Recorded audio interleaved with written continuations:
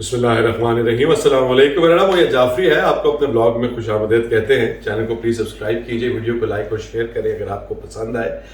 پاکستان کے دروازے پر جنگ آ کھڑی ہوئی ہے اور یہ آپ کے ساتھ شیئر کرنا اس لیے ضروری ہے کیونکہ وہ لوگ جو پاکستان کی اس وقت ٹھیکیدار ہیں، پاکستان کی حکومت میں ہیں، ان لوگوں کی سفارتی سچویشن کیا ہے، پاکستان کے فورن آفس کی پرفارمنس کیا ہے، وہ آپ کے ساتھ شیئر کروں گا کہ ہم لوگ کس قدر کمزور پیروں پر کھڑے ہیں اس معاملے میں۔ پاکستان کی فوج کے تو ماشاءاللہ سے الحمدللہ حوصلے بہت بلند ہیں اور ہمیں اپنے جوانوں کی بہادری کے اوپر بہت اعتماد بھی ہے اور فخر بھی ہے، مگر ان کے سربراہان جو ہیں ان کی توجہ کہاں پر ہے؟ کئی دنوں، کئی مہینوں اور چند سالوں سے اس سے کیا فرق پڑتا ہے، یہ ساری باتیں آپ کے ساتھ شیئر کرنی بہت ضروری ہیں کیونکہ معاملات اگر بگڑے تو پھر آپ کو اور مجھے بھی فرق پڑے گا، ظاہری بات ہے۔ اس سے پہلے آپ کو تھوڑا سا بتا دوں کہ ہوا کیا ہے۔ ایران کے اوپر اسرائیل نے حملہ کیا ہے، اور وہ حملہ کیوں کیا ہے؟ کیونکہ اس سے پہلے اسرائیل نے ایران کی ایمبیسیز کو اور ایران کے سفارت خانوں کو نشانہ بنایا تھا، جس کے جوابی میں حملے میں ایران نے، آپ کو جیسا کہ معلوم ہوگا، 400 کروز میزائل مارے تھے اسرائیل کے اوپر اور کافی ڈیمیج بھی ہوا تھا۔ اسرائیل نے جب اس کا کہا کہ وہ اس کا ریٹیلیشن کرے گا تو ایران نے کہا تھا کہ ہم بہت زوردار اس کا آپ کو جواب دیں گے، آپ اس بات کو یہاں پر ختم کر دیں، لیکن اگر آپ نہیں کریں گے تو بات جو ہے وہ مختاریہ ود جائے گی گل۔ تو وہ معاملات جو ہیں، اب وہ حملہ اسرائیل نے کر دیا ہے۔ اس کے نتیجے میں ایران کی جو خبر رساں ایجنسی ہے سرکاری، وہ یہ کہتی ہے کہ بہت لمیٹڈ ڈیمیج ہوا اور ان لوگوں کے جو ایئر ڈیفنس سسٹم ہے انہوں نے تقریباً تمام جو اسرائیلی حملے کے میزائل سے ان کو گرا دیا۔ 2 پولیس والے جو ہیں وہ شہید ہوئے ہیں ایران میں، یہ خبر ہے۔ مگر اب معاملات جو ہیں وہ آگے کدھر کو جائیں گے؟ کیا ایران چپ کر جائے گا یا نہیں کر جائے گا؟ اس حوالے سے جو خبر ہے وہ یہ ہے کہ ایران کی جو ملٹری کی ٹویٹر ہے، سوشل میڈیا ہے، اس کے اوپر ان کی ایک اکاؤنٹ ہے جس کو وہ بیک کرتے ہیں اور اس کو انڈورس کرتے ہیں، اور انہوں نے کہا ہے، انہوں نے اپنے میزائلز کی جو ہے وہ تصویر کے ساتھ یہ بات شیئر کی ہے کہ ہم تو اس چیز میں بلیو کرتے ہیں، مولا علی علیہ السلام کا قول ہے کہ پتھر جہاں سے آئے آپ کی طرف، اس پتھر کو واپس وہیں پر پہنچا دینا چاہیے جہاں سے وہ آیا تھا۔ تو بنیادی طور پر وہ یہ کہہ رہے ہیں کہ یہ میزائلی حملہ جو ہے اس کا جواب بھی دیا جائے گا، اور جب یہ سب کچھ ہوگا اور معاملات گرم ہوں گے اور یہ بات پھیل سکتی ہے، اور یہ جنگ پہلے ہی پھیل رہی ہے جو کہ غازہ سے لبنان، لبنان سے سیریا اور سیریا سے اب ایران تک کہانی آ کھڑی ہوئی ہے، اور ہم لوگ بالکل ساتھ بیٹھے ہوئے ہیں۔ تو ہم لوگ کہاں پہ کھڑے ہیں یہاں سفارتی طور پر؟ اس کے اوپر اگر جائزہ لیں تو تھوڑا سا ہم لوگوں نے ایک SCO سربراہی کانفرنس کی پاکستان کے اندر، ماشاءاللہ سے بڑے عرصے کے بعد پاکستان کے اندر سربراہی کانفرنس ہوئی، اور بڑی اچھوتی سربراہی کانفرنس تھی کیونکہ اس میں کوئی سربراہ نہیں آیا۔ اس حوالے سے ہمارے سفارت خانے کی، ہماری منسٹری آف فارن افیئرز کی پرفارمنس کے بارے میں اگر بات کر لیں تو وہ اس قدر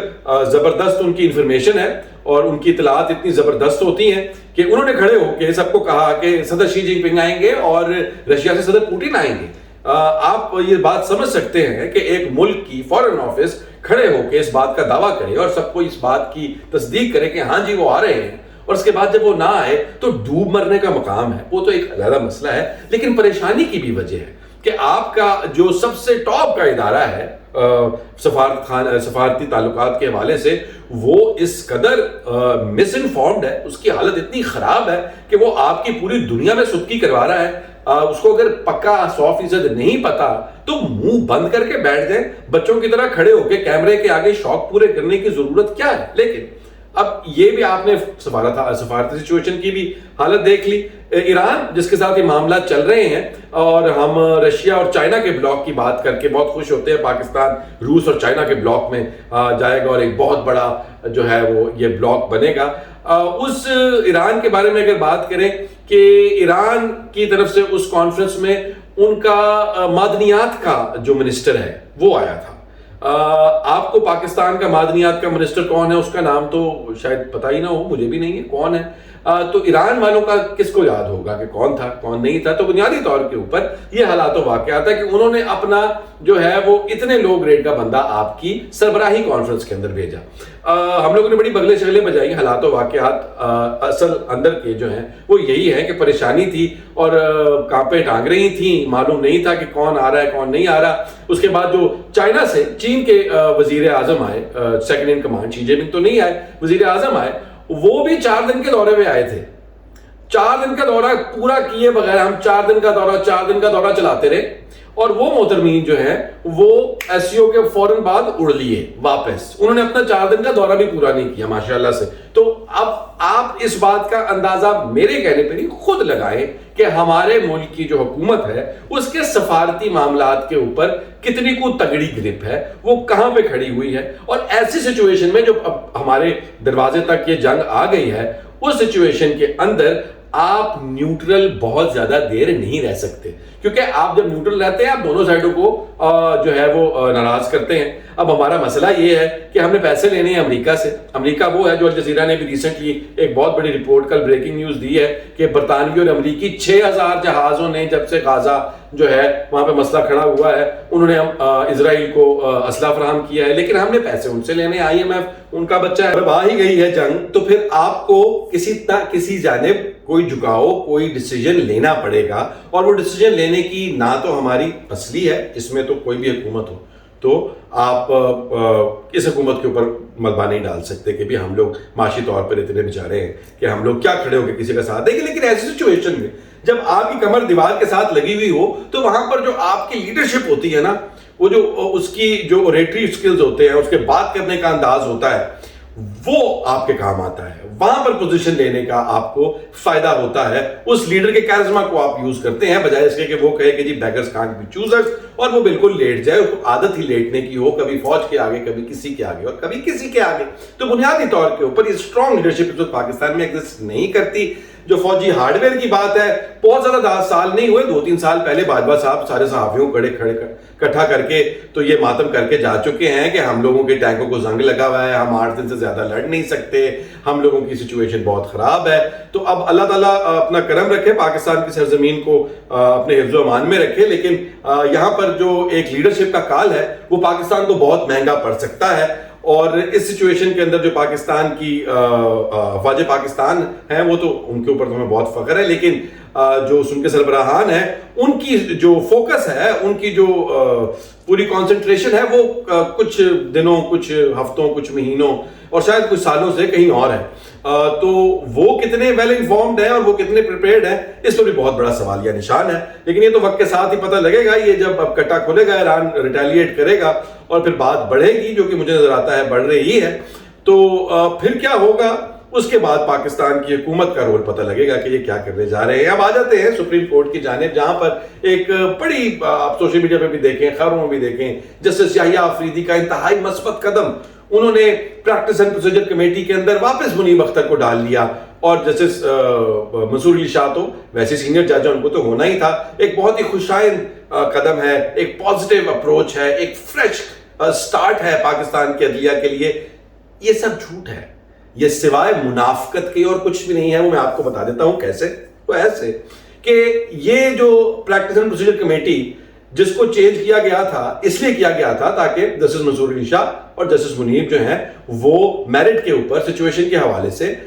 کوئی بینچ نہ تو بنا سکے اور نہ کوئی کیس اس حوالے سے لگا سکے. اور جسٹس قاضی فائز عیسیٰ, جن کو ماشاءاللہ سے اب یہ بھی اگر آپ اس کو ایک اینگل سے دیکھیں کہ نئے چیف جسٹس نے آ کے جسٹس قاضی فائز عیسیٰ نے اتنا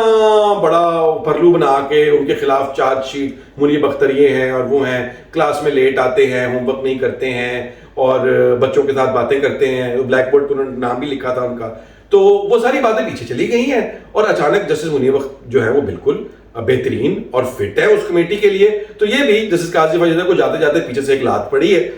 لیکن وہ محسوس نہیں کریں گے اس معاملے میں, وہ زیادہ بے عزتی وغیرہ بستی پروف ٹائپ انسان ہے. تو اب یہ سچویشن ہوئی کیوں, اس کی وجہ یہ ہے کہ جو اسپیشل پارلیمنٹری کمیٹی ہے